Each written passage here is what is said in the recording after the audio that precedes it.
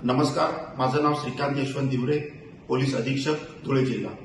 उद्या धुळे जिल्ह्यामध्ये विधानसभा निवडणुकीच्या काउंटिंगसाठी 5 काउंटिंग सेंटर्स आपण ठेवण्यात आलेले आहेत। शेवाळी फाटा Sakri, Kendriya Vidyalaya Nagaon, jail road Dhule, Kumrej road Sindkheda आणि करवंद नाका शिरपूर या 5 ठिकाणी आपण काउंटिंग सेंटर्स आपण नेमण्यात आलेले आहेत। त्या 5ही काउंटिंग सेंटर्सवर माननीय निवडणूक आयोगाच्या निर्देशानुसार आपण 3 टायर कॉर्डन सिस्टीम्स आपण तिथे नेमण्यात आलेली आहे।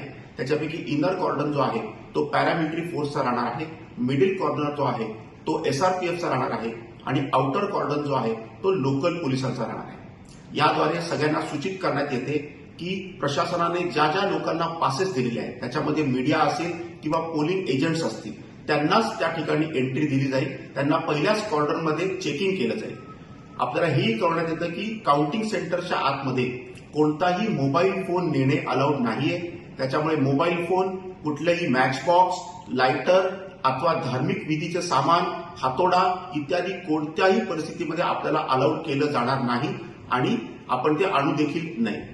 2 दिवसापासून संबंधित काउंटिंग सेंटर्सची बॉम्ब डिस्पोजल चेकिंग देखील सुरू झालेली आहे, डॉग स्क्वॉड चेकिंग देखील सुरू झालेली आहे आणि प्रत्येक काउंटिंग सेंटर्सवर आम्ही DFMD म्हणजे डोर फ्रेम मेटल डिटेक्टर्स आणि HHMD hand held metal detectors हे देखील आम्ही ठेवण्यात आलेले आहे, जेणेकरून कोणतंही मेटल अथवा प्रबंधित केलेली गोष्ट आपल्याला आत नेता येणार नाही।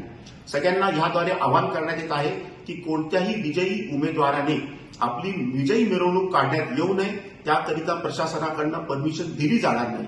त्याच्यामुळे सगळ्यांना अशी एक विनंती होता, सूचना करण्यात येते की कोणत्याही प्रकारे अननेसेसरी घोषणा देणे, जे उमेदवार हारले आहेत त्यांच्या घरावर काहीतरी गटबाजी करून मुद्दामून लॉ ऑर्डरचा प्रश्न निर्माण करणे, अशा कोणत्याही भानगडीमध्ये आपण पडू नये। त्याच्यावर अतिशय सक्तपणाने कायदेशीर कारवाई केली जाईल याची सगळ्यांनी नोंद घ्यावी। धन्यवाद।